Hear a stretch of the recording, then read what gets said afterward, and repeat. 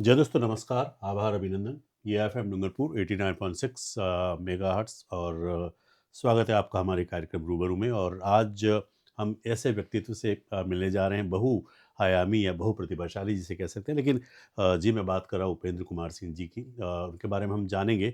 आप एक government college में एसोसिएट प्रोफेसर हैं वर्तमान समय में, एक साहित्यकार भी हैं, एक चिंतक भी हैं और साथ ही साथ बहुत सारी ऐसी चीज़ें जिनके बारे में आज हम इनसे चर्चा करेंगे। वैसे तो हमारा जब कार्यक्रम शुरू हुआ काफ़ी पहले से हम जुड़ना चाहते थे, लेकिन सर का कुछ स्वास्थ्य की प्रॉब्लम्स की वजह से नहीं। तो ले सबसे पहले तो सर आपका बहुत-बहुत स्वागत है एफएम स्टूडियो में। नमस्ते सर, और जी धन्यवाद। बहुत-बहुत सर का ताल्लुकात उत्तर प्रदेश से है, गाज़ीपुर से। उत्तर प्रदेश के बारे में आप जानते हैं कि वो चाहे साहित्य की बात हो, वो चाहे राजनीति की बात हो, वो चाहे खेल जगत की बात हो, कोई भी क्षेत्र हो। मैं तो ये मानता हूँ कि अगर यूपी और बिहार नहीं हो तो शायद बहुत सारे चैनल बंद हो जाए।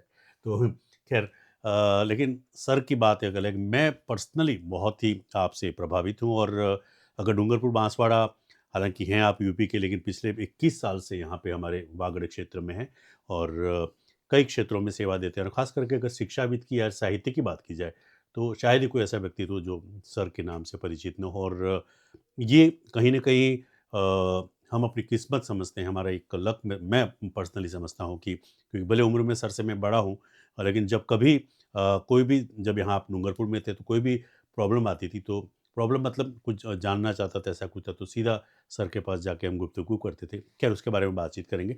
सर एक बार फिर से आपका स्वागत है एफएम सर डूंगरपुर में।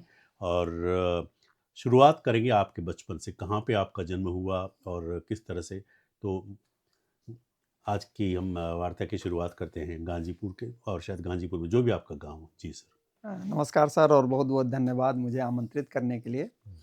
मैं जैसा कि आपने ज़िक्र किया, मैं बेसिकली यूपी से और यूपी में आप पूर्वांचल में जाएँगे बिहार बॉर्डर की तरफ, जी। तो गाज़ीपुर करके जी। एक ज़िला है। गाज़ीपुर के पास बलिया आता है, बलिया के बाद बिहार शुरू हो जाता है। हम्म। तो वहीं मेरा जन्म हुआ और जो प्रारंभिक शिक्षा जी। थी मेरी, जी। वही दौर था जब हम लोग बेसिक प्राइमरी पाठशाला से शुरुआत करते थे। जी। तो वहीं से पढ़ाई-लिखाई एकदम से गाँव में ही एक स्कूल था, जी। तो वहाँ से हमारी पढ़ाई-लिखाई शुरू हुई जी। और फिर क्रमशः आगे बढ़ती गई। जी। प्राइमरी स्कूल आपने वहाँ से किया और शायद आपके पिताजी भी शायद पुलिस विभाग में थे।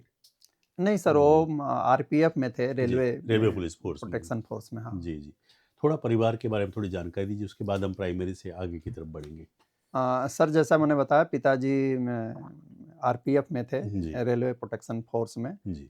सिंपल कांस्टेबल थे। जी। और वो दौर था जब एजुकेशन उतनी ज़्यादा एडवांस नहीं थी, कम से कम हमारे पिताजी के वक़्त में। तो पिताजी 8वीं पास ही थे, जी। लेकिन उस दौर में सिपाही बनने के लिए, कांस्टेबल बनने के लिए 8वीं काफ़ी पास होना काफ़ी था। ज़रूरी होता था और जी। इस लिहाज से उनको ये नौकरी मिल गई। हुँ। और चूँकि रेलवे में थे, तो पूरे देश में उनकी ट्रेनिंग साउथ में हुई थी जी। और ज़्यादातर समय उनका यूपी और बिहार में बीता। जी। तो बाबूजी हुए, फिर मदर थी, जी। मदर भी गाज़ीपुर से ही हैं, लेकिन वो बहुत प्राथमिक जी। लेवल की ही उनकी पढ़ाई हो पाई थी। जी। आगे और उस दौर में पढ़ाते भी पढ़ा नहीं लिखा थे बहुत कम था। जी। लड़कियों को। तो वे हैं, फिर हम 2 भाई हैं जी। और 1 बहन है, तो भाई घर पे रहते हैं, खेती-बाड़ी देखते हैं। जी। बहन की शादी हो चुकी है जी। और मैं आज आपके सामने जी। कॉलेज एजुकेशन में मैं आपके सामने बैठा जी। हूँ। बिल्कुल कॉलेज एजुकेशन की बात करें तो शायद निश्चित रूप से जिस तरह से आपके अंदर जो प्रतिभा है, जो टैलेंट है, वो मैं देखता आया हूँ। तो स्कूल्स के समय से ही आप इस तरह की जो एक्टिविटीज़ थी उसमें भाग लेते हैं। तो कहते हैं ना कि सपूत के लक्षण पालने में ही दिख जाते हैं। तो ये जो तमाम तरह की चीज़ें थी, वो बचपन में थी या फिर एजुकेशन, आगे की एजुकेशन आपने कहाँ से प्राप्त की? कुछ ये क्वेश्चंस मैं आपको फॉर्मल क्वेश्चंस पूछ रहा हूँ ताकि आपका एक परिचय सही ढंग से हमारे श्रोताओं को मिल जाए। हाँ, नहीं सर, आपको चूँकि आप मुझसे परिचित भी हैं और जी। आपको जब मैं कहूँगा तो बड़ा आश्चर्य होगा जी। कि मैं कभी शुरुआती दौर में आप कहें तो जी। मैं इंट्रोवर्ट आदमी था। अच्छा, अच्छा। जी। और बहुत ही जिसको कहते हैं ना, बुरे तरीके का इंट्रोवर्ट था, जहाँ मुझको लोगों से मिलना-जुलना बिल्कुल पसंद पसंद नहीं था, स्टेज फ़ियर हुआ करता था। जी, तो स्कूल के लेवल पे मैं साहित्यिक या इस तरह की गतिविधियों में भाग नहीं लेता था। जी, और बाद में जब मैं 10वीं 12वीं दूसरी जगह से किया, वहाँ भी मैं इन सब चीज़ों से दूर रहा और फिर इलाहाबाद गया। जी, तो जब तक मैं पीजी किया तब भी मैं इन सभी गतिविधियों से दूर रहा हुँ, और आज मैं गर्व के साथ कह सकता हूँ कि जो मैं इंट्रोवर्ट से एक्सट्रोवर्ट हुआ उसमें इस शहर का, इस डूंगरपुर का डूंगरपुर बहुत का, बड़ा अच्छा, योगदान है जी, कि मैं यहाँ आया और फिर कॉलेज में मुझे स्टेज जब मिला 2005-6 के आसपास, जी, कुछ ऐसी घटनाएँ हुई कि हमारे सीनियर उपलब्ध नहीं थे और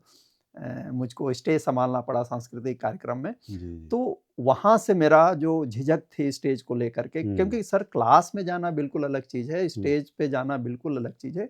लेकिन शुरुआत यहीं से हुई जी, और मोटे-मोटे मुझको याद आ रहा है 2005 और 6 से, और फिर धीरे-धीरे मैं दूसरे क्षेत्रों में भी जैसे काव्य गोष्ठी है या कहीं लेक्चर देना है, करने लगा हुँ, और जो हिचक थी वह जी। हमारी दूर हो गई। जी, बिल्कुल सही कहा दोस्तों। जैसा कि हम जानते हैं कि कहते हैं ना कि जो ऊपर वाले को जो मंजूर होता है वही होता है। तो मैं जी। आपको बता दूं कि सर 4 मर्तबा यूपीएससी एग्ज़ाम में उन्होंने उत्तीर्ण की, लेकिन कुछ न कुछ कारण बने रहे, उसकी वजह से भी सर आज एक बहुत अच्छे प्रोफेसर की पोस्ट पे हैं। लेकिन कॉलेज की एजुकेशन कैसी रही और वहाँ पे जो इस तरह की सफलताएँ आपने प्राप्त की, उसके बारे में क्या कुछ कहना चाहेंगे?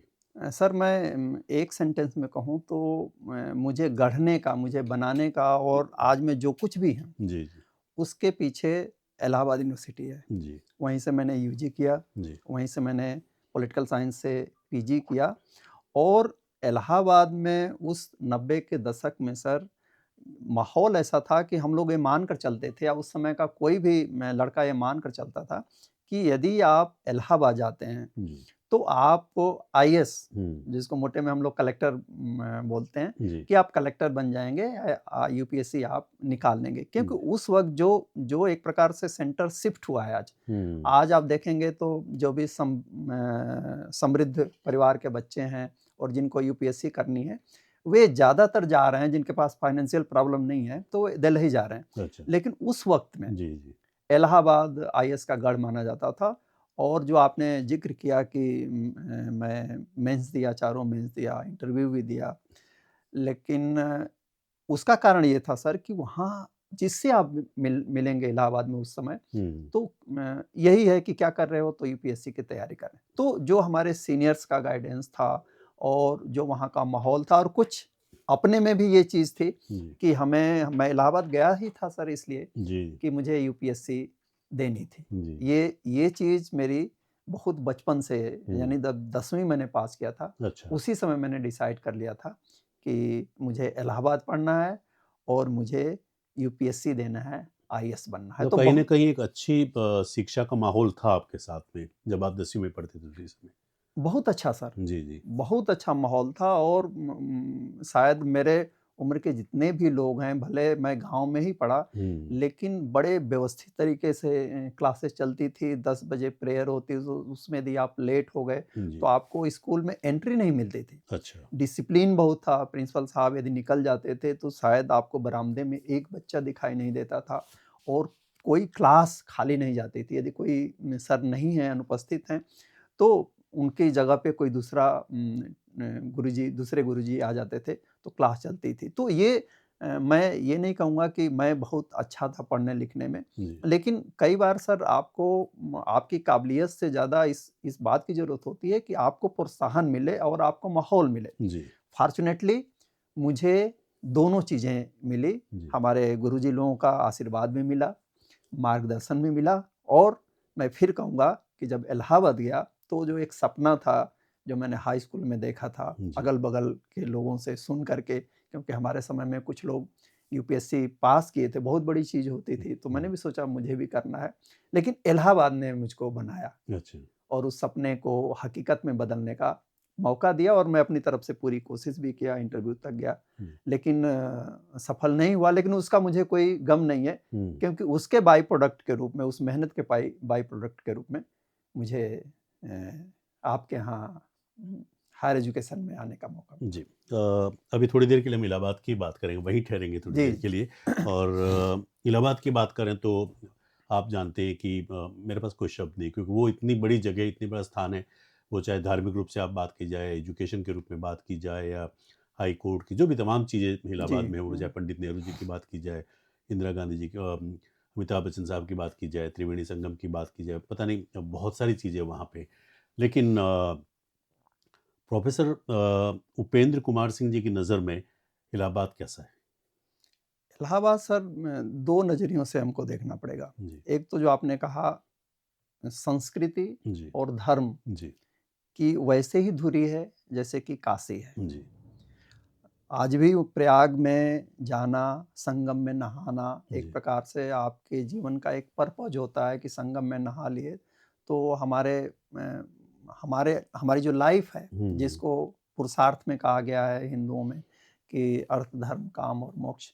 तो मोक्ष यानी कि जो अंतिम आपका लक्ष्य है जीवन का, उसको प्राप्त करने की दिशा ये मान्यता है सर, जो आस्तिक हैं, हुँ, वो तो मानते हैं। तो संस्कृति और धर्म की वो नगरी है। जी, लेकिन हम आज के माहौल के हिसाब से देखें तो उससे भी बड़ी वह शिक्षा की नगरी है। अच्छा, और आपको ये जानकर आश्चर्य होगा सर कि जिस इलाहाबाद यूनिवर्सिटी का मैं विद्यार्थी होने का मुझे सुअवसर और सौभाग्य मिला, वह 1887 की एस्टेब्लिश है। अच्छा, 1887 में वो बनी थी, ब्रिटिश काल में बनी थी और आज भी वह अपनी उस दिव्य और परंपरा को लेकर के जी, आगे बढ़ रही है। जी, मैं अभी 3-4 साल पहले वहाँ इलाहाबाद जब भी मौका मिलता है मैं वहाँ जाता हूँ सर, क्योंकि आज और मैं जो कुछ भी हूँ, जी, जी, इलाहाबाद यूनिवर्सिटी के कारण हूँ। तो आज भी वहाँ पे माहौल वही है। जैसा हुँ, मैंने कहा सेंटर शिफ्ट हुआ है यूपीएससी वाला, हुँ, लेकिन आप वहाँ जाएँगे तो आपको हर बच्चों में एक हेल्दी कॉम्पिटिशन देखने को मिलेगा। हर आदमी एक बड़ा सपना लेकर के जाता है।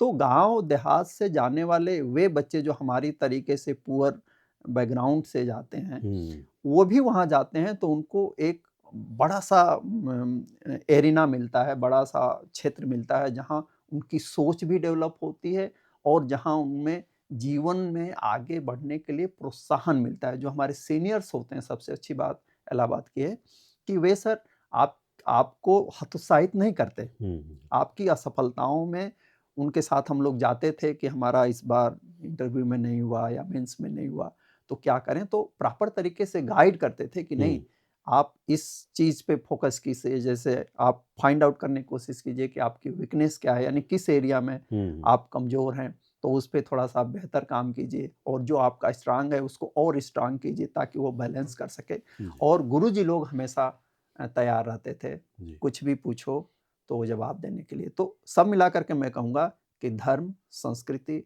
और शिक्षा का गढ़ है, जी, केंद्र है जी, इलाहाबाद। जी।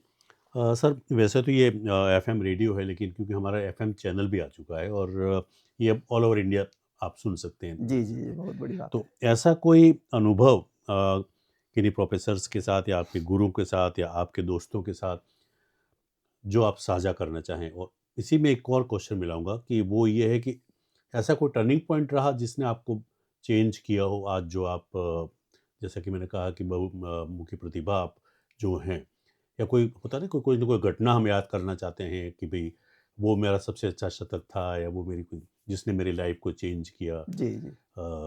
जी, उसके बारे में थोड़ा इलाहाबाद यूनिवर्सिटी के आस-पास की जो बातें हैं, थोड़ी हमें हाँ, बताइए? इलाहाबाद से भी पहले मैं अपने स्कूल लाइफ में जाना चाहूँगा सर। जी, जो जी, आपने टर्निंग पॉइंट जी, कहा है, तो जब मैं 7th में पढ़ता था, तो उस समय मेरे एक हिंदी के टीचर हुआ करते थे, मिश्रा जी। जी, और मैं मॉनिटर हुआ करता था, पढ़ने में बहुत अच्छा नहीं था जी, लेकिन दूसरों से थोड़ा-सा बेहतर था तो मैं मॉनिटर हो गया था।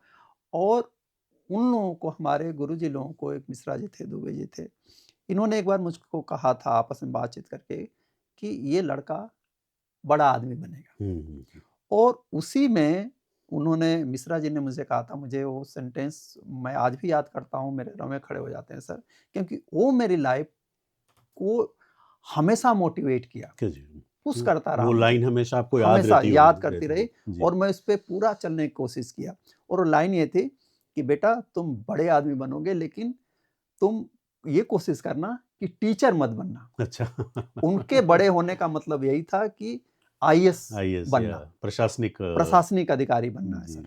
और इस चीज़ को मैं जब इलाहाबाद गया हुँ, तो ढोता रहा सर। हुँ, इलाहाबाद की जो एक घटना है कि एमए करने के बाद जी। अ, हम गए अपने, मेरे एक आज़मी सर थे जो वेस्टर्न पॉलिटिकल थॉट पढ़ाते थे, उनके पास हम और 1-2 और मित्र गए। हुँ, और हमारा ये था कि लाइफ़ बहुत क्लियर नहीं थी, हम यद्यपि सपना के साथ गए थे, लेकिन बहुत क्लियर नहीं, क्योंकि यूपीएससी सर थोड़ा-सा कठिन परीक्षा भी मानी जाती है, तो हुँ, थोड़ा-सा कहीं न कहीं एक शंका थी दिमाग में कि करें क्या? जी, जी, तो उनके पास गए, हमने कहा कि पीएचडी में रजिस्ट्रेशन ले ले लेते हैं, जी। ताकि एक रास्ता खुला रहे। नेट हो गई थी, तो हमने कहा कि कुछ नहीं होगा तो ये होगा, यूपीएससी तो देनी ही थी। सर ने चाय पिलाया, बिस्किट खिलाया और उसके बाद कहा कि अब जाओ हुँ, और जब तक चारों चांस खत्म ना हो जाए, हुँ, तब तक लौट के मत आना। हुँ, जी, कहने का उनका मतलब ये था कि पहला काम, पहला लक्ष्य ये है कि 4 चांस यूपीएससी दे रही है, चारों चांस जितनी आपकी एनर्जी है, जितनी आपकी क्षमता है, जितना आपके पास वक़्त है, अपने उस टाइम और एनर्जी को मिला करके पूरा फ़ोकस हो करके आप सिविल सर्विसेज़ निकालने की कोशिश कीजिए।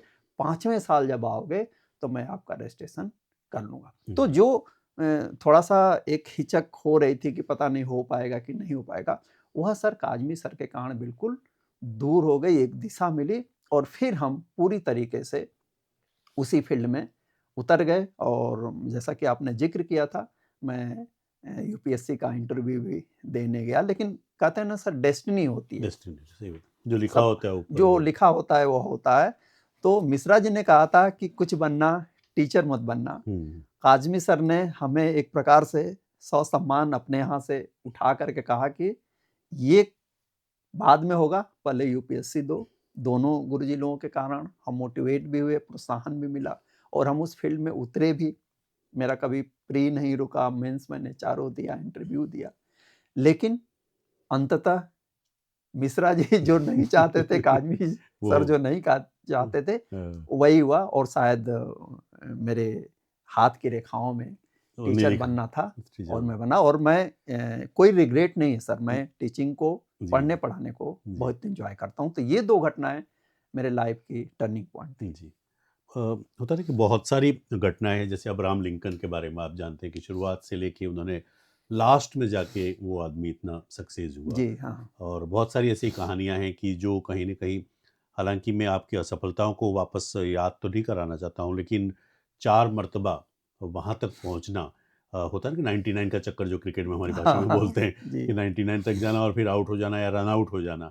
तो कैसे विश्लेषण करते हैं? मतलब कभी बैठते होंगे आप, सोचते होंगे कि यार मैं कहाँ चूक गया? तो हालाँकि इंटरव्यू एक अलग चीज़ है, रिटन टेस्ट में तो आप निकल जाते होंगे शायद लगभग हर समय। तो इंटरव्यू में मतलब जो आप कहते थे कि ज़्यादा बोल नहीं पाता था मैं और इंट्रोवर्ट बहुत था, ऐसी कुछ चीज़ें थी या कुछ और कारण रहे? नहीं सर, एक लाइन में मैं इसको सम अप करूँ जी। कि यदि मैं सफल फाइनली नहीं हो पाया, इंटरव्यू मुझसे नहीं निकल पाया, तो इसका दोष मैं किसी पर नहीं डालता। इसका मुझे लगता है कि शायद मेरे में ही कुछ कमी रह रह गई गई, वो। जिसके कारण मैं फाइनली सेलेक्ट नहीं हो पाया। यूपीएससी देते-देते सर, वो जो हिचक थी हुँ, शुरुआती, हुँ, हुँ। वो ख़त्म हो गई थी। तो ऐसा नहीं था कि इंटरव्यू में मुझे कोई डर था, बल्कि मैं आखिरी इंटरव्यू दिया था एमपी का। अच्छा। तो वहाँ तो बल्कि एक मैडम थी और मैं बड़े नॉर्मल तरीके, जैसे आपसे हँस-हँस कर बात कर रहा हूँ, हुँ, तो उनको थोड़ा-सा ये अच्छा नहीं लगा अच्छा। कि आप तो घर जैसे बैठ कर के बात बात कर रहे हो। तो मैं सिर्फ़ ये कहना चाहता हूँ, कोई अच्छी चीज़ नहीं थी। हुँ, हुँ, लेकिन मुझको इतना भय रहता, तो मैं वहाँ हँस नहीं पाता। हुँ, हुँ, तो ये नहीं था, हुँ, लेकिन होता क्या है कि जब सर आप इतने बड़े इंटरव्यू में बैठते हैं, तो इंटरव्यू का कोई सिलेबस नहीं होता। हुँ। हाँ, वो तो है। आपसे कुछ भी पूछा जा कुछ सकता है। भी। अब यहाँ थोड़ी-सी आपकी किस्मत काम करती है हुँ, कि आपने अपनी लाइफ़ में केवल बीए, केवल एमए की बात नहीं सर, अपने लाइफ़ में जो कुछ भी पढ़ा है, सुना है, समझा है, जी, उससे जुड़ी हुई चीज़ें यदि आपसे पूछ ली जाती हैं, जी। तो आप सफल हो जाते हैं। हुँ। दूसरी चीज़ कि जो सफल भी होते हैं तो ऐसा नहीं सर कि वो ये सारे क्वेश्चन का आंसर जानते थे। जी। कई क्वेश्चन का आंसर हम लोग वहाँ गेस करते हैं। हुँ, तो वह जब हम गेस कर रहे हैं कि ऐसा हो सकता है, हुँ, उस समय यदि आपका गेस सही हो गया, हुँ, तब भी आप सफल हो जाते हैं। जी। लेकिन इसका उल्टा भी होता है। आपने खूब तैयारी की, इंटरव्यू से पहले मेंस और इंटरव्यू के बीच हमको अच्छा खासा समय मिलता है, जी। 1.5-2 महीने का, और उसमें हम फ़ोकस होकर के पढ़ते थे। लेकिन पढ़ने की भी एक लिमिट है।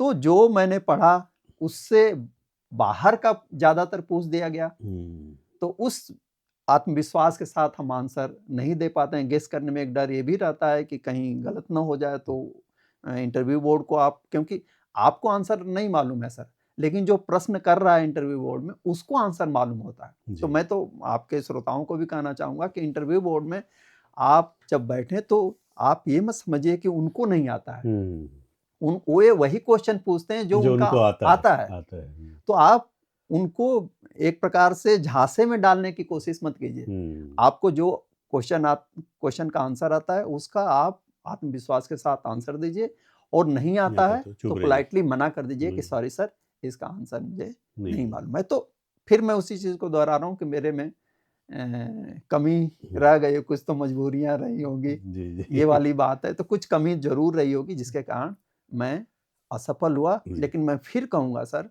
कि मुझे उस चीज़ पे, उस यात्रा पे गर्व है। हुँ, वहाँ तक मैं पहुँचा, एक गाँव देहात का आदमी, मेरे गाँव को शायद कोई जानता भी नहीं, गाज़ीपुर को भी बहुत कम लोग जानते हैं। वहाँ से उठ कर के हुँ, और मैं अपने अपने गाँव का सर, मुझे जहाँ तक याद है कि पहला मैं था, अच्छा।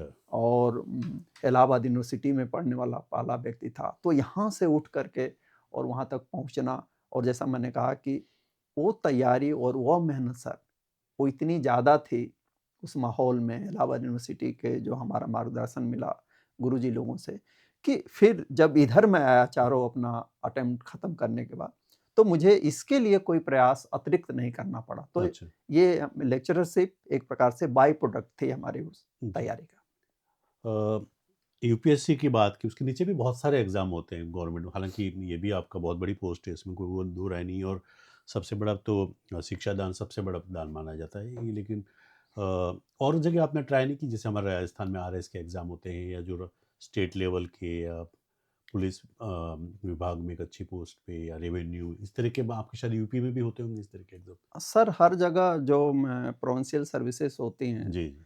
तो उसमें प्रॉपर और एलाइड दोनों पोस्ट होती है। और मैं शुरू में यूपी का हूँ, तो यूपी का तो देता ही था, लगातार देता था। प्रीलिम आपके आशीर्वाद से मेरा कभी रुकता नहीं था, तो मेंस लिखता ही लिखता था, इंटरव्यू भी दिया। जी, बिहार में भी मेंस दिया, जी। एमपी में भी मेंस और इंटरव्यू दिया, यूपीएससी का भी मेंस और, तो कोशिश तो मैंने की जी, जी। कि क्योंकि मुझे अल्टीमेटली प्रशासन में जाना था, जो मेरे मिश्रा जी का एक प्रकार से आदेश था कि भई हुँ, टीचर नहीं बनना है, तो मैंने पूरी क्षमता के साथ और दिया सर। हुँ, लेकिन शायद प्रशासन मेरे भाग्य में नहीं था, मेरे हाथ की लकीरों में प्रशासन की कोई लकीर नहीं थी, तो हुँ। मैं उधर सफल नहीं हुआ। एक बार मैंने, मुझे याद है 92 में मैंने सीबीआई का अच्छा। रिटेन निकाला था, हाँ, लेकिन फिज़िकल में मैं फ़ेल हो गया, अच्छा। क्योंकि उतना मेरी चेस्ट उतनी नहीं थी, 1 सेंटीमीटर 80 चाहिए था, मेरी 79 हुए, तो वहाँ छँट ओह! गया। उसके पहले मैंने 90 में टीसी का एक एग्ज़ाम निकाल लिया था, तब केवल रिटेन होता था, इंटरव्यू भी नहीं था। रिज़ल्ट आ गया, हम तैयारियाँ कर रहे थे कि कब आएगा जॉइनिंग का, लेटर। ट्रेनिंग और जॉइनिंग का, लेकिन वो सेंट्रल रेलवे का था, जबलपुर में एग्ज़ाम हुआ था। लेकिन रिज़ल्ट निकलने के बाद उस एग्ज़ाम को कैंसल ओह! कर दिया गया। तो यदि वो हो जाता तो मैं कहीं रेलवे में रहता, फिर हुँ। आपके सामने नहीं रहता। लेकिन ये था कि मुझे आपसे बातचीत करनी है, जी, तो अंत में जब मेरा आखिरी यूपीएससी हुआ सर, तो 98 में आपके यहाँ डूंगरपुर सॉरी राजस्थान में आरपीएससी की वैकेंसी आई थी, जी। और मुझे मालूम चला, और पहला फॉर्म मैंने राजस्थान का, उसके पहले मैं आरएस नहीं देता था सर। अच्छा। मुझे ये था कि नहीं, यूपी और एमपी में कहीं हो जाए, नहीं तो यूपीएससी में हो जाए, तो फिर जहाँ सरकार भेजेगी वहाँ जाएँगे। और किस्मत देखिए कि पहला फॉर्म पहली बार इंटरव्यू देने वाला, मैं राजस्थान में पहली बार प्रवेश किया।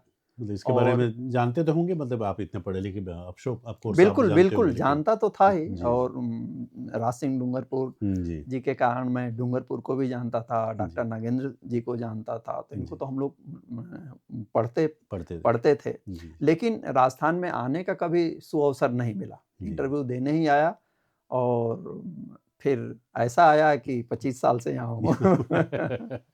जी दोस्तों, ये एफएम डूंगरपुर 89.6 मेगाहर्ट्ज़, और आज हम रूबरू हो रहे हैं प्रोफेसर उपेंद्र सिंह जी के साथ। तो हम यूपी से अब राजस्थान में आ गए हैं। जी।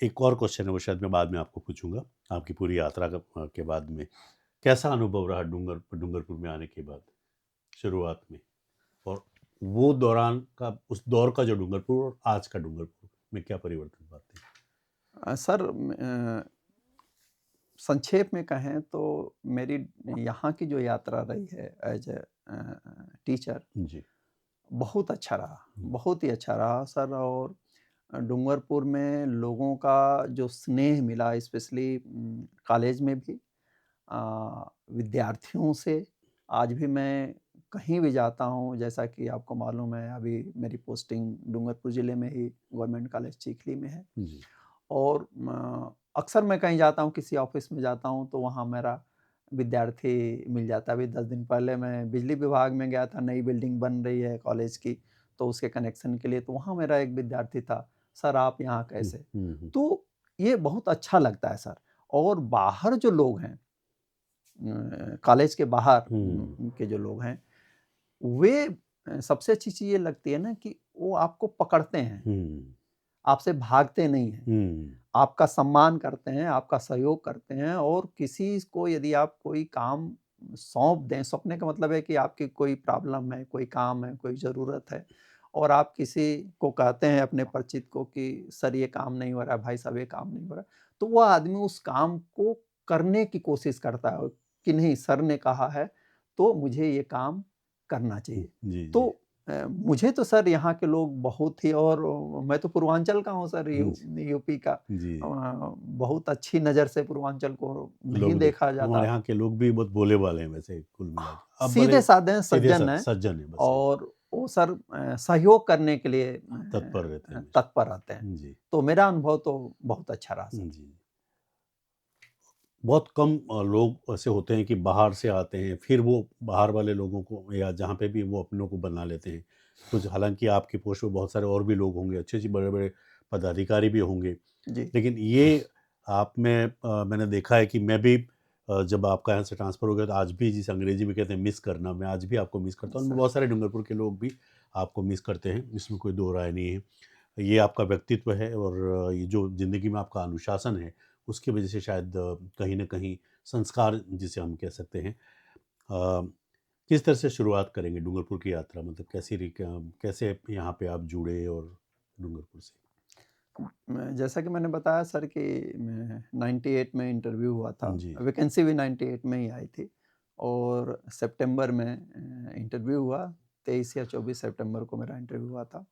और चूँकि अल्फ़ाबेट से था, यू था, तो एकदम लास्ट में मैं था। जी। और अगले ही दिन रिज़ल्ट आया, तो वह ना इंटरनेट का दौर था, ना अपने पास मोबाइल तो थे ही नहीं, जी। टेलीफ़ोन भी नहीं था। तो आरपीएससी में जब मैं गया, तो मुझे मालूम हो गया कि कल यहाँ का रिज़ल्ट आ जाएगा। और आरपीएससी में ही, पुरानी आरपीएससी तब जी। थी, तो उसमें कागज़ पे चिपका दिया जाएगा। तो मैं सोचा कि एक कन्फ्यूज़न में मैं यात्रा करके हुँ, यहाँ 1600-1700 किलोमीटर दूर जाऊँ, और पता नहीं खबर मिले ना मिले, तो देख कर के ही जाता हूँ। और हुँ, मेरा टिकट भी ट्रेन के हिसाब से अगले 1 दिन बाद था। तो वहाँ देखा, वहाँ हो गया। हुँ, फिर गया और जनवरी में आपके यहाँ जॉइन किया। तो जनवरी में मैं यहाँ आया। हाँ, उस समय जब मैं आया सर, तो डूंगरपुर को मैं जानता था, हुँ, मैं राज सिंह डूंगरपुर जी के कारण, हुँ, क्योंकि उनके सर जी, में ये था। तो जानता तो था मैं, जी, लेकिन कोई ये मेरे जानकारी में नहीं था कि डूंगरपुर कितना डेवलप है, कितना छोटा है, कितना बड़ा है, सुविधाएँ क्या हैं, असुविधाएँ क्या हैं, ये नॉलेज मेरे पास नहीं था। और चूँकि मैं कभी आया नहीं था, मेरा कोई रिलेटिव यहाँ नहीं था कि वो जानकारी दे, तो ये आशंका बड़ी स्वाभाविक थी। हम्म, तो बल्कि मैं जब ज्वाइन किया यहाँ तो उसके एक दिन पहले मैं डूंगरपुर उदयपुर पहुँच गया था। अच्छा। लेकिन शाम को चलता तो शायद रात हो जाती, तो मुझे लगा कि पता नहीं वहाँ होटल्स होंगे कि नहीं होंगे। हम्म, तो मैंने कहा दिन में तो कहीं न कहीं कुछ न कुछ व्यवस्था मैं कर लूँगा, रात में जाकर के कहाँ भटकूँगा। तो मैं अगले दिन एक दिन और लेट किया ज्वाइनिंग का, हम्म, आया और ऐसी कोई असुविधा नहीं हुई सर। कॉलेज के सामने ही कई होटल थे, तो उसमें मैं एक में रह गया, बाद में किराए पे लिया। तो यहाँ से मेरी डूंगरपुर की यात्रा शुरू हुई। यात्रा शुरू हुई और मैं सर गाजीपुर से डूंगरपुर। गाज़ीपुर से डूंगरपुर। जी। और डूंगरपुर तो सर बाद में बड़ा हम्म, एक ऐड में जी शिवेंद्र सिंह ने जी जी। डूंगरपुर का यूज़ किया था। जी तो फेमस तो बहुत है और राज सिंह जी। डूंगरपुर से तो और भी फेमस है। जी। उसके बाद सर मैं 99 से लेकर के 2021 तक हम्म, डूंगरपुर में अपनी सेवाएँ देता रहा और आप कह सकते हैं कि एक पूरी पीढ़ी मेरे सामने जी। यहाँ जन्म ली और कॉलेज में पढ़ कर के पास हो गई। और अब 22 में जैसा कि मैंने बताया कि जब ये गवर्नमेंट कॉलेज चिखली खुला, जी जी। तो वहाँ सरकार ने मुझे अवसर दिया, सेवा करने का मौका दिया, तो वहाँ मैं कर रहा हूँ। और इस पूरे 25 साल की यात्रा में जी। मैं निवेदन करूँ सर कि मुझे इस शहर ने, इस कॉलेज ने और इस डूंगरपुर के लोगों ने, बच्चों ने बहुत प्यार दिया सर। मुझे लगता है कि मुझे उतना मिला जितना मैं डिज़र्व नहीं करता था। हाँ, जो लोग मुझे जानते हैं और मेरी जो अपनी कोशिश है सर, जो मैंने अपने पिताजी से सीखा है, अपने माताजी से सीखा है, अपने गुरुओं से सीखा है कि अपना कार्य करते रहो। हम्म, जो कुछ भी आप समाज में जिस भी पोज़ीशन में हैं, हमने अपने गुरुजी स्पेशली काज़मी सर से की जो बात कर रहा हूँ, उनसे यही सीखा कि आप कहाँ किस पोज़ीशन पे हैं ये मायने नहीं रखता। जी हर पोज़ीशन की एक ड्यूटी है जी। और यदि आप उस ड्यूटी को करते हैं, तो आप शायद समाज के सबसे जस्टफुल आदमी हैं। तो ये जस्टिस का कांसेप्ट था कि हमें सरकार दे रही है, हम सरकार से ले रहे हैं, जी। तो हमारी ड्यूटी है कि जितनी भी क्षमता है, उतना हम देने की कोशिश करें। जी तो मैंने पूरी लाइफ में सर यही किया और यही कर रहा हूँ और यही करता रहूँगा। जी। आप शिक्षा के क्षेत्र से जुड़े हुए हो शायद 21-22 साल से आप यहाँ पे हैं। हाँ, तो आप 25 साल हो गए 25 साल हो सर। गए, तो एक मतलब कहते हैं ना कि सिल्वर जुबली जिसे कहते हाँ। हैं कॉमर्शियल लैंग्वेज जी, में। जी। तो हमारे यहाँ के शिक्षा स्तर में जब उपेंद्र सिंह जी 99 या 98 में आए थे और आज 2025 या 26 चल रहा है, क्या अंतर पाते हैं शिक्षा स्तर में एज ए एजुकेशनिस्ट, एक 2 शिक्षाविद के रूप में? 2 अंतर विरोधी चीज़ें हुई है सर। जी। जब हम आज से 25 साल पहले यहाँ डूंगरपुर में आए थे, कॉलेज में आए थे, तो उस समय एक तो टीचर बहुत थे। जी। मतलब कॉलेज बहुत भरा पूरा था। हमको लगता है कि 70 प्लस के आसपास टीचर थे। 80 या 81 सैंक्शन पोस्ट थी उसमें, तो पूरा स्टाफ रूम भरा रहता था। चूँकि टीचर हर सब्जेक्ट में थे, लगभग पूरे थे, तो क्लासेस बड़ी व्यवस्थित चलती थी। मुझे याद है पॉलिटिकल साइंस की फर्स्ट ईयर में 3 क्लास एक साथ पैरेलल चलती थी अच्छा। और बच्चे खूब आते थे। तो मुझे लगता था कि ये तो स्कूल जैसा कॉलेज चल रहा है, बहुत आनंद आता था सर। क्लास हुँ, में जब बच्चे भरे हों ना, तो आपको हुँ, पढ़ाने में भी आनंद मिलता है। आनंद आता है। फिर क्या हुआ सर कि उस समय टेक्नोलॉजी कम थी, जी, मोबाइल तो बिल्कुल नहीं था, इंटरनेट बहुत बाद में आया बाद और में। आया भी 2000 के आसपास, तो बहुत कुछ कुछ लोगों ख़ास तक लोगों ही के पास ही इसका सीमित एक्सेस था। था। जी। तो जो डाइवर्सन का स्कोप था ना सर बच्चों के सामने, वह हुँ, नहीं था। हुँ, मेरा निजी ये सोच है और ये केवल मैं पूरी तरह अपने पर कह रहा हूँ। जी, यू में डिफ़र और दूसरे लोग भी इससे डिफ़र कर सकते हैं। लेकिन मुझे लगा कि टेक्नोलॉजी जब आई, स्पेशली मोबाइल आया, इंटरनेट आया, कंप्यूटर आया, तो इसकी अपनी एक पॉज़िटिव एस्पेक्ट है सर। हुँ, लेकिन कहीं न कहीं मुझे लगता है कि इस मोबाइल ने हमारा जो कंसंट्रेशन है बच्चों का, उसको डाइवर्ट किया है। जबकि इसमें बहुत नॉलेज है, यदि आप हुँ, इसका पॉज़िटिवली यूज़ करें, तो इसमें सर अथाह भंडार है ज्ञान का। हुँ, लेकिन सवाल ये है कि आप इसको किस रूप में इस्तेमाल कर रहे हैं। हुँ, फॉर एग्ज़ाम्पल आपको प्लेटो को पढ़ना है जी। तो प्लेटो पे आपकी एक पास एक किताब होगी, उसमें 10 या 20 पन्ने होंगे। जी। लेकिन इस मोबाइल में आपको प्लेटो पे 10-20 लाख आर्टिकल मिल जाएँगे। तो हुँ, यदि आप इसका पॉजिटिवली यूज़ करते हैं, तो ये आपके लिए वरदान है। लेकिन एक दूसरा सोशल मीडिया का जो दौर है, जिसमें रील्स का दौर है, जिसमें दूसरी चीज़ों का दौर है और ये ऐसी चीज़ें हैं सर, एक बार आप शुरू करते हो तो वक़्त का पता नहीं चलता कि आपने कितना वक़्त ज़ाया कर दिया, कितना वक़्त बेमतलब का खर्च कर दिया है। तो संसाधन बढ़े, हुँ, लेकिन जो मतलब फ़ोकस से हम डिफ़ोकसिंग की तरफ जा रहे हैं। जा हमारा फ़ोकस, हमारा मतलब बच्चों का फ़ोकस जी। जो है डाइवर्ट हो रहा है। तो मेरी निजी मेरी सोच ये है कि पढ़ाई की तरफ अपवाद छोड़ दीजिए, लेकिन कंसंट्रेशन कहीं कम कम हुआ है। हुआ है। जी, ये मेरी निजी राय है। जी, और कॉलेजेज़ में जो संसाधन हैं, वो धीरे-धीरे मानवीय संसाधन जी। कम होते गए। मुझे लगता है कि जब तक पूरा स्टाफ ना हो, तब तक आप उस तरीके से कॉलेज फंक्शन नहीं कर सकता प्रॉपर तरीके से, जी, जैसा कि वह जब भरा पूरा है जी, तो। तो जी, दोनों चीज़ें हुई सर, बच्चों के सामने तमाम अल्टरनेटिव मौजूद हैं। यूट्यूब चैनल है, उस पे आप खूब पढ़ सकते हैं। जी, टीचर नहीं भी है तो पढ़ सकते हैं। लेकिन मुझे लगता है कि पुराना दौर शायद ज़्यादा बेहतर था, क्योंकि मुझे लगता है कि टीचर जो क्लास में पढ़ाता है और टीचर की आँखों में देखते हुए हुँ, हमें लगता है कि मुझे तो ज़्यादा समझ में आता था। गुरुजी मुझे दिखते नहीं थे, तो मुझे लगता था कि मैं कुछ समझ नहीं पा रहा हूँ। हुँ, तो क्लास टीचिंग का कोई विकल्प नहीं है सर। जी, तो करना ये होगा हम सबको मिल कर के कि एजुकेशन पर फिर से पुनर्विचार की ज़रूरत है और हमें कहीं न कहीं सोशल मीडिया के जो नेगेटिव इम्पैक्ट हैं, हुँ, उससे भी बच्चों को बचाने के लिए कोशिश करना होगा। जी, उसमें हमारी भी भूमिका होगी, गार्जियन की भूमिका होगी, समाज की भूमिका होगी और सरकार की भी भूमिका हो जी। सकती है। ये जो नई शिक्षा नीति आ रही है 2020 की जी। और आप जानते हैं हमारा ये जो क्षेत्र है जनजातीय क्षेत्र है, कितनी सहयोगी या कितनी प्रभावशाली या कैसे कहना चाहेंगे कि ये जो नई शिक्षा नीति आई हमारे लिए कितनी हेल्पफुल रहेगी हमारे यहाँ के विद्यार्थियों के लिए?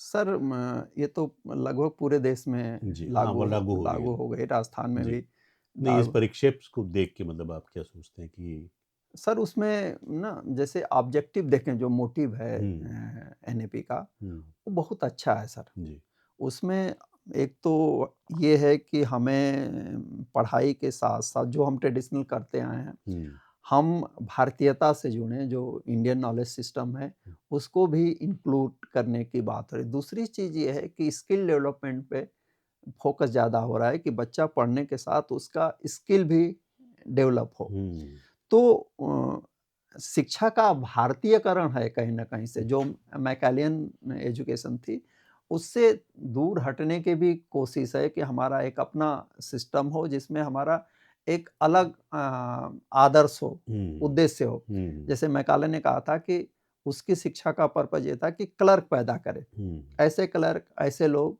जिनकी क्या कहें, चमड़ी तो अलग हो, हुँ, लेकिन सोच हुँ, अंग्रेज़ों की हो। अंग्रेजी की, क्योंकि उस समय वो रूलर थे और उनको ऐसे ही लोगों की ज़रूरत थी जो उनके काम को कर सकें। तो उन्होंने क्लर्क पैदा करने की कोशिश की। न्यू एजुकेशन सिस्टम ये चाहता है कि लोगों में एक एनालिटिकल अप्रोच पैदा हो, वो चीज़ों को समझें और यह समझ भी भारतीयता के दायरे में हो। जी, तो इस हिसाब से ये बेहतर है। लेकिन इसका एक जो समस्या मेरे हिसाब से, जो मैंने अभी थोड़ी देर पहले कहा, कि जो मानवीय संसाधन है यानी टीचर, उनको उनको हर जगह लाने की ज़रूरत है। हुँ, यदि ऐसा हो पाए तो मुझे लगता है कि इस एजुकेशन सिस्टम में कहीं कोई कमी नहीं है, बल्कि बेहतर है सर। हर जी, देश आप चाइना में जाएँ, आप जापान में जाएँ, आप फ्रांस में जाएँ, आप जर्मनी में जाएँ, आप रसिया में जाएँ, तो ये अपने एजुकेशन सिस्टम को, अपनी जो उनकी परंपरा है हुँ, और जो नेशनैलिटी है, उससे जोड़ करके ये लोग आगे बढ़ रहे हैं और आप देखिए ये सारे देश बहुत आगे हैं। तो जी, हम भी भारतीयता के रास्ते पर चलते हुए अपने बच्चों को बेहतर भविष्य बनाने की तरफ ले जा सकते हैं। हुँ, लेकिन जो संसाधन के लेवल पे, इंफ्रास्ट्रक्चर के लेवल पे, ह्यूमन पावर के लेवल पे जो कमियाँ हैं, उसको तो सर दूर करना पड़ेगा। जी। एक कहावत है ना कि दुखी मन मेरे सुन मेरा कहना, जहाँ नहीं चैना वहाँ नहीं रहना। हुँ। कभी हुआ उपेंद्र सिंह जी को कि यार चलें वापस, अ, कहाँ वापस सर? घर अपने यूपी चलें? नहीं सर, आपको ये जानकर आश्चर्य होगा कि एक तो मुझे होम सिकनेस नहीं है। अच्छा। मैं जैसे अभी विंटर ब्रेक हुआ है, जी, मैं घर नहीं गया, आपके जी, साथ बैठा हुआ हूँ। जी, दीपावली में भी मैं नहीं जाता जी। और मैं साल में हाँ, एक बाकी बार ही बहुत सारे लोग करते हैं कि काम नहीं करते हैं किसी भी बहाने वापस उनको लेकिन आप में मैंने ये चीज़ देखी, हालांकि मैं आपको 5-6 साल से जानता हूँ, कभी ये महसूस नहीं किया मैंने कि भाई अरे यार मैं कहाँ 1500-1600 किलोमीटर दूर हूँ। ये चीज़ आप में इतनी ना पॉजिटिविटी। ये मुझे बिल्कुल नहीं आती सर, जी, जी, बिल्कुल यदि ऐसा रहता तो शायद मैं राजस्थान का फ़ॉर्म नहीं भरता। जी, बिल्कुल जी।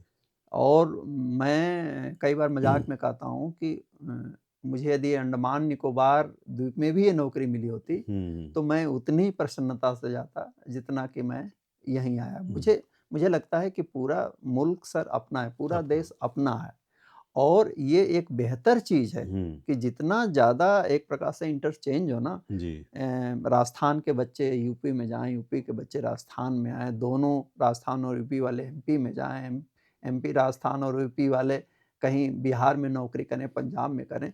तो ये जो इंटरैक्शन होगा सर ना, तो जो सांस्कृतिक और भाषाई दीवारें हैं, हम्म, ये टूटेंगी। जी, जी, और आप ब्रॉडर एस्पेक्ट में देखें सर तो हमारे समाज और देश के हित के लिए ज़रूरी है कि हम ये जो ट्रेडिशन की जो बैरियर हैं, सब ट्रेडिशन बुरे नहीं हैं सर, जी, लेकिन कहीं न कहीं भाषा हमें परेशान करती है।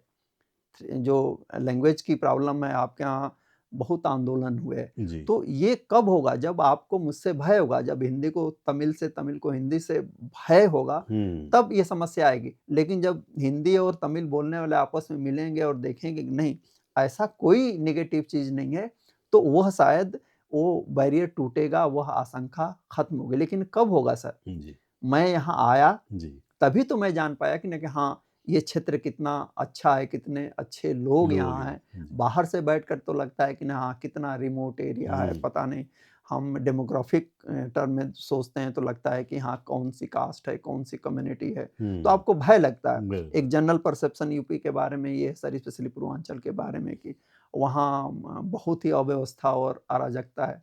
लेकिन ये असलियत क्या है, आप जाएँगे तब पता चलेगा।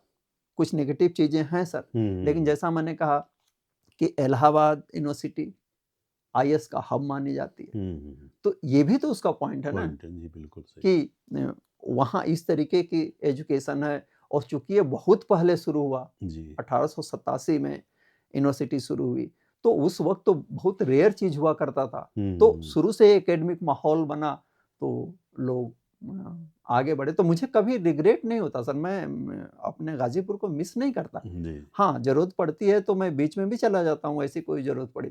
लेकिन मैं यहाँ हूँ, इतना दूर हूँ, ये जी, मुझे नहीं आया सर, मुझे इतना यहाँ प्यार मिला यहाँ के जी, जी, लोगों से, उसी का एक नतीजा है सर कि मैं आपके सामने बैठा हुआ हूँ जी, यहाँ पे, जी, तो कभी मैं मिस नहीं करता सर। जी। जी दोस्तों, एफएम डूंगरपुर 89.6 मेगाहर्ट्ज़ और आप सुन रहे हैं हमारा कार्यक्रम रूबरू, और आज के हमारे मेहमान हैं प्रोफेसर उपेंद्र सिंह जी।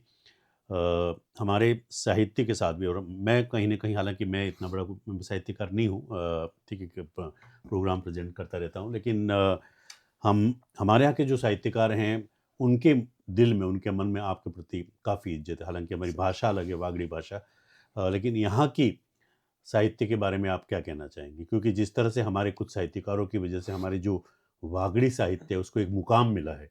आज राष्ट्रीय स्तर की कोई भी एकेडमी हो या राज्य स्तर की एकेडमी हो, हमारे यहाँ से अब काफ़ी कुछ लिखा जा रहा है। उसके बहुत सारे आप क्या सोचते हैं इसके बारे में, यहाँ के साहित्य के बारे में? सर जब मैं यहाँ के साहित्यिक सभा और समाजों में जब तक मैं सक्रिय नहीं था, जी। तब तक मुझे मैं कॉलेज में मंच संचालित करने का जैसे मैंने बताया, तो सांस्कृतिक कार्यक्रम पहले होते थे सर हुँ, एनुअल। तो मैं देखता था कि बच्चे अपनी कविता बहुत अच्छा लिख रहे हैं, हुँ, हुँ, गीत सुना रहे हैं, डांस कर रहे हैं। तो उस चीज़ को देखते हुए 1-2 साल, 3 साल देखते हुए मुझे ये समझ में आया और कई बार मैंने मंच से, अपने कॉलेज के मंच से यह साझा किया बात लोगों के साथ कि यहाँ की जो ज़मीन है सर, जी, साहित्यिक दृष्टि से, सांस्कृतिक दृष्टि से, इवन खेल की दृष्टि से, जी, जी। आर्चरी तो मुझे लगता है कि ब्लड में है यहाँ ब्लड के। में है, बिल्कुल। तो मैंने कहा कि यदि इन बच्चों को अच्छा मौका मिले, अच्छा प्लेटफ़ॉर्म मिले, अच्छा प्रोत्साहन मिले, तो ये चाहे कविता हो, चाहे गीत हो, संगीत हो, खेल हो, हर दिशा में सर आगे ये बढ़ सकते हैं। क्रिकेट में तो राज सिंह डूंगरपुर हुए ही जी, हैं जी। और यहाँ कुछ बड़े-बड़े आयोजन भी हुए हुँ, हैं। तो मेरी समझ ये शुरू से ही बनी थी कि यह साहित्यिक दृष्टि से भी बहुत उर्वर ज़मीन है कि बच्चा आ करके बीए में पढ़ने वाला बच्चा, एमए में पढ़ने वाला बच्चा यदि कविता लिख रहा है और अच्छी कविता लिख रहा है, हुँ, तो ज़ाहिर-सी बात है कि संभावना तो है सर। बीज में जब तक दम नहीं है तो निकलेगा नहीं सर। हुँ, तो ठीक है, बच्चे हैं तो शायद उनकी कविताएँ थोड़ी अनगढ़ थी। लेकिन अ, हम यदि थोड़े बड़े हैं, अनुभव है, तो ये समझ में आ जाती है कि नहीं, इसमें एक क्षमता है जो कर पाएगा। फिर मैं यहाँ के काव्य गोष्ठियों में यहाँ के जो साहित्यकार हैं, उनसे मिला, तो वहाँ देखा कि नहीं, और अब तो बागड़ी के क्षेत्र में भी काफ़ी काफ़ी लिखा जा रहा है। काम हो रहा है सर। हुँ, और यहाँ साहित्य अकादमी पुरस्कार पाए हुए जी, लोग हैं। तो सब मिला कर के यहाँ माहौल अच्छा है सर। हुँ, और एक अच्छी चीज़ ये भी है कि यहाँ के जो साहित्यकार हैं एक-दूसरे को हेल्प करते हैं सर। जी, वो प्रोत्साहन करते हैं। कहीं आती है जैसे राजस्थान साहित्य अकादमी से आया कि भई एक कार्यक्रम चलता है सर, इनका प्रोग्राम चलता है कि आपकी पहली पांडुलिपि यदि वो एक्सेप्ट करते हैं, तो आर्थिक सहायता देते हैं। जी, तो अनेक लोग हैं सर, बहुत बड़ा अमाउंट नहीं होता है, लेकिन अनेक लोग जो लिखे हुए हैं, उनको मौका नहीं मिल पाता। जी, और यदि साहित्य अकादमी का उस पे मुहर लग जाती है, तो आप में भी एक कॉन्फिडेंस आता है कि नहीं, स्क्रीनिंग होने के बाद ये चीज़ें आई है। तो जब मैं आया और अब की डेट में सर एक पूरा माहौल है कहानी पर, हिंदी कहानी जी, लिखने वाले बहुत हैं, उपन्यास लिखने वाले बहुत हैं, नाटक लिखने वाले बहुत हैं, अनुवाद पे बहुत अच्छा काम हो रहा है। और सबसे अच्छी बात ये है कि यहाँ इंग्लिश में भी लिखने वाले हैं, हुँ, हिंदी में भी लिखने वाले हैं और बागड़ी में भी लिखने वाले। वागड़ी तो ख़ैर यहाँ की जी, अपनी भाषा है। तो सब मिलाकर बहुत अच्छी संभावना है सर, जी, यहाँ के लोगों को। बस ये है कि ये प्रोत्साहन मिलता रहे और हुँ, प्लेटफ़ॉर्म मिलता रहे लोगों जी। को। एक छोटा-सा ब्रेक लेंगे और उसके बाद आपके साथ वापस जुड़ेंगे। आपके साथ साक्षात्कार किया जाए और कुछ सुने नहीं, ऐसा हो नहीं सकता है। तो मैं चाहूँगा कि हमारे श्रोताओं को या दर्शकों को कुछ भी लाइनें गुनगुनाएँ, क्योंकि आम तौर पर हम सोशल मीडिया पे जब भी आपको पढ़ते हैं तो ढेर सारे कमेंट्स होते हैं आपकी। भले आप चाय पे या किसी पे भी 2 या 3 हाँ। लाइनें भी लिखते हैं तो मतलब लोग कहीं न कहीं प्रभावित हैं। तो मैं चाहूँगा कि कुछ ऐसी 2-4 लाइनें आप गुनगुना दें या बोलें जो हमारे श्रोताओं के लिए, दर्शकों के सर गुनगुनाना तो बस में नहीं है, लिए। हाँ, जी। पढ़ देता हाँ, हूँ पढ़ देते हैं। जी। कि। और अभी हाल ही में मेरी गज़ल की एक किताब आई है, जी। धूप में भीगते हुए। जी। तो उसमें उसकी 1-2 लाइनें आपको पढ़ रहा हूँ कि जैसे एक शेर है कि फ़लसफ़ा ज़िंदगी का पढ़ता हूँ, जी। फ़लसफ़ा ज़िंदगी का पढ़ता हूँ, रोज़ गिरता हूँ और सँभलता हूँ, रोज़ गिरता हूँ और सँभलता हूँ। और शेर है कि जिस तरफ रास्ते नहीं होते, हुँ।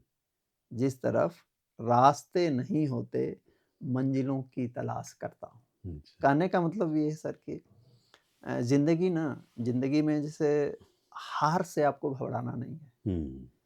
गिरना बड़ी स्वाभाविक क्रिया है। जी, जी। एग्ज़ाम में फ़ेल होना बहुत स्वाभाविक क्रिया है। आप चल रहे हैं, ठोकर लगेगी, गिरना महत्वपूर्ण नहीं है सर। जी, गिरने के बाद उठना महत्वपूर्ण है। महत्वपूर्ण। आगे वही बढ़ा है जो गिरने के बाद, ऐसा कोई नहीं है जो गिरा नहीं है। तो इसी को मैंने कहा कि हुँ, फ़लसफ़ा ज़िंदगी का पढ़ता हूँ, रोज़ गिरता हूँ और सँभलता हूँ। हुँ, सँभलना बहुत महत्वपूर्ण चीज़ है। दूसरा जो शेर था कि जिस तरफ रास्ते नहीं हुँ, दिखते, मंजिलों की तलाश करता हूँ। यदि आपको इस समाज में, इस सोसाइटी में एक मुकाम बनाना है, पहचान बनाना है सर, तो आपको एक अलग रास्ता लेकर चलना पड़ेगा। जी, बाकी भीड़ है और भीड़ का कोई फेस नहीं होता। भीड़ बड़ी हो सकती है, जी, लेकिन उसमें किसी को पहचाना नहीं जा सकता कि वो कौन है, एक्स कौन है, वाई कौन है। तो सबको खुदा ने नाम दिया इस जहान में, जी, पहचान मगर खुद ही बनाता है आदमी। जी, जी। तो आपको अपनी पहचान बनानी है सर, और इसके लिए आपको एक अलग रास्ता लेकर के हुँ, चलना है। जी। जाते-जाते अंतिम क्वेश्चन पूछना चाहूँगा, गाज़ीपुर से डूंगरपुर की यात्रा कैसी रही हाँ, शानदार सर, आपकी? शानदार। जी। बहुत ही शानदार रही, और शायद मैंने आपसे निवेदन किया था सर कि हुँ, मैं 10वीं में था, और मैं कहता हूँ मेरे साथ कुछ बहुत अच्छी चीज़ें हुई जो मुझको मोटिवेट करती रहीं हुँ। कि 10वीं में, और उस दौर में सर जब आईएएस का नाम भी शायद कोई नहीं जानता हाँ, था, सही बात, बिल्कुल सही बात। और मेरे घर गाँव में तो कोई चर्चा ही नहीं थी। सवाल ही नहीं। जी। लेकिन वहाँ से एक सपना देख कर के, बगल में एक डॉक्टर साहब थे, उनके बेटे सेलेक्ट हुए थे कस्टम में। जी। तो उनसे कोई परिचय नहीं, कोई ताल्लुक नहीं, लेकिन उनका सुन कर के इतनी चर्चा होती थी। मैंने एक सपना देखा कि मुझे आईएएस बनना है, जी। और उस सपने के साथ ही गाज़ीपुर के बाद सर आप जाएँगे पश्चिम में, तो बनारस आएगा। बनारस हिंदू यूनिवर्सिटी बहुत बड़ी यूनिवर्सिटी है सर, जी। जहाँ फ़ॉरेन के बच्चे आकर के पढ़ते हैं। हाँ। लेकिन उस समय ये था कि बीएचयू या बनारस आईएएस के लिए नहीं जाना जाता था। हुँ। वो पीएचडी स्कॉलर, एलएलबी के लिए जाना जाता था। जी। तो मैं 77 किलोमीटर पर नहीं गया, हुँ। मैं 225 किलोमीटर पर गया ओके। कि इलाहाबाद का मतलब होता है आईएएस, आईएएस जी। का मतलब होता है इलाहाबाद। और वहाँ जाकर के जितनी मेरी क्षमता, जितनी मेरी ऊर्जा थी, मैं यूजी और पीजी करने के बाद उसको लगाया। और उस जैसा मैं फिर कहता हूँ सर, गीता में एक बात कही गई है हुँ। कि आपको फल को सोच करके ना काम नहीं काम कर नहीं करना काम नहीं चाहिए। करना चाहिए। आप मंजिल को सोच करके मत चलिए, चलने में एन्जॉय कीजिए। जी, जी। यदि आपको चलने में मज़ा आ रहा है ना, तो आप मंजिल पे पहुँच पहुँच जाएँगे। जाएँगे। यदि आपको पढ़ने में मज़ा आने लगा ना, तो आप कोई न कोई पा जाएँगे। ज़रूरी नहीं है कि हर आदमी आईएएस बने सर, ज़रूरी हुँ। नहीं है कि हर आदमी, कुछ लोग ऐसे भी होते हैं जो केवल लेक्चरशिप का सपना हुँ। देखते हैं, हुँ। लेकिन शायद वो नहीं बन पाते हैं। लेकिन वो जो मेहनत होती है ना आपकी, जो निष्ठा के साथ, मैं सबसे अपने बच्चों को कहता हूँ सर, अपने बच्चों को कि देखो, ऑनेस्टली पढ़ो, अपने गार्जियन को धोखा मत दो। जी, जी, जी। आप किताब खोल करके गार्जियन को दिखाने के लिए मत बैठिए। मन नहीं कर रहा है, जाओ घूम लो, खेल लो, कूद लो, गाना सुन लो, हुँ। एफएम आपका सुन लो, ये नहीं। लेकिन ऑनेस्टली यदि आप काम कर रहे हैं, किसी भी फील्ड में, पढ़ना भी एक काम है सर, जी। लेकिन उसको एन्जॉयमेंट के साथ होना चाहिए। अपने सब्जेक्ट को बच्चा जिस दिन एन्जॉय करने लगा ना, जी। उस दिन सर उसको देर या सवेर इस या उस फील्ड में सफलता ज़रूर, कहते हैं ना कि भई सूरज पे यदि निशाना साधोगे तो सूरज नहीं गिरेगा, कोई तारा तो गिर गिरेगा। जाएगा ना। जी, तो जी। आप जब बड़ा लक्ष्य लेकर चलते हैं, तो वो बड़ा लक्ष्य आपको बड़ा मेहनत कराता है, हाँ। और उस मेहनत से आपको कहीं न कहीं कुछ न कुछ मिल जाता है, और मुझे भी मिला है सर। तो गाज़ीपुर से डूंगरपुर डूंगरपुर तक। वाया हुँ। इलाहाबाद, ओके। ये यात्रा जी। मेरी बहुत, और मुझे, मैं ऊपर वाले को मैं धन्यवाद देता हूँ। मुझे गर्व है हुँ। कि मैं इस यात्रा को किया, जी। और आज आपके सामने बैठा हूँ। जी। बहुत-बहुत धन्यवाद सर आप हमसे जुड़ने के लिए। तो जी दोस्तों, ये एफएम डूंगरपुर 89.6 मेगाहर्ट्ज़ और लेट्स होप कि गाज़ीपुर से डूंगरपुर की जो यात्रा है उसी तरह से बढ़ती रहे और बस और क्या कुछ कहना, क्योंकि आपके साथ जुड़ना या आपके साथ बैठना ही मेरा व्यक्तिगत तौर पर सर एक बहुत बड़ी बात होती है। तो बहुत-बहुत धन्यवाद हमारे एफएम सर स्टूडियो में आने के लिए। Thank you very much sir. Thank thank you sir. You. Ji.